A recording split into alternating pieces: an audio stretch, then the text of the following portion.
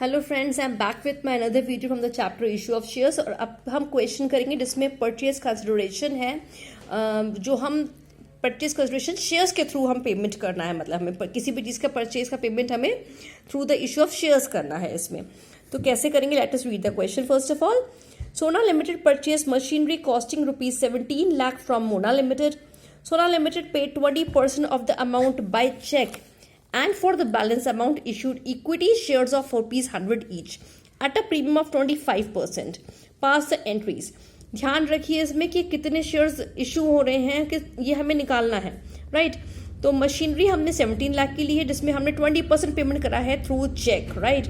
So how we will calculate this thing? See, first of all, the very first entry will be the simplest one that we have done in class 11th also. Machinery account debited to Mona Limited. भाई जो चीज आई है, debit what comes in. Next will be Mona Limited to bank, क्योंकि हमने 20% उसे payment करा है through check. 20% निकालने के भाई हम 17 लाख का 3,40,000 आ जाएगा. That we will write here.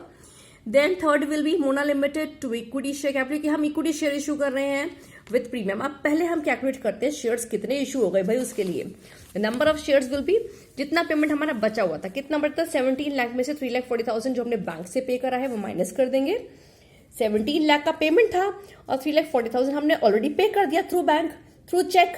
तो ये 13,60,000 का हमारा बचता है. तो 13,60,000 को हम मोना लिमिटेड को देना है हमें थ्रू शेयर्स. तो शेयर्स कैसे निकालें, कितने शेयर्स देने हैं?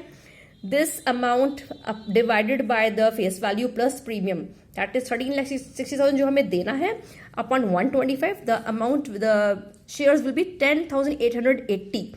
तो अब हमें इक्विटी शेयर कैपिटल जो हमारा हो जाएगा यहाँ पे, जो हमने दिया हमारा वो आएगा 10,880 multiplied by 100, that is the face value 10,88,000, and securities premium 10,880 multiplied by 25, so it will be 2,72,000. So that's all in this question. Thanks for watching.